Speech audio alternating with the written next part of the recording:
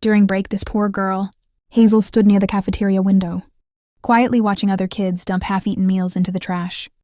Her stomach growled painfully. It had been 3 days since she last ate, and she remembered her little brother at home, who hadn't eaten since yesterday. A few minutes later, she saw someone walk past with a tray of untouched sandwich, a carton of milk, and an apple.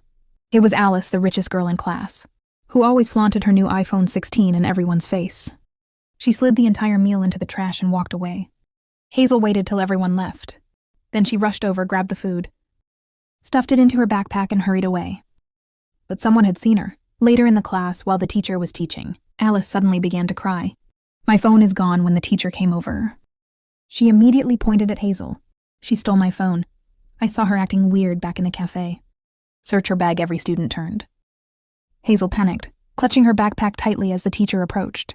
She couldn't afford anyone seeing what was inside. The teacher frowned. "Hazel, open your bag." Hazel shook her head. Tears forming, the teacher sighed. "Principal's office, both of you now in the office." The principal took the bag and emptied it onto his desk. Instantly, the sandwich, milk, and apple fell out. The students outside all began to laugh. "She eats garbage." Alice covered her mouth laughing as Hazel lowered her head. The principal said taking food from the trash is stealing. "You're suspended for 1 week." Hazel simply picked up the food and left. That afternoon, she returned to the abandoned building, where she and her little brother stayed, sat up excitedly any goodies from school. Hazel forced a smile and handed him the sandwich and milk.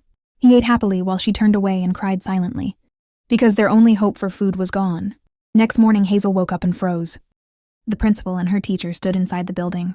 When the principal saw her little brother curled up on the floor, in thin clothes and the empty carton of milk, he was deeply touched. He apologized to her, explaining that Alice's phone was found in her own gym bag. She had never checked properly.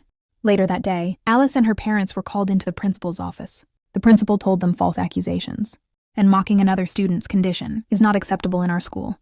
Alice cried as she was suspended for 2 weeks, and asked to help serve lunch in the cafeteria for a week. By week's end, the school with child services helped place Hazel and her brother with a kind foster family.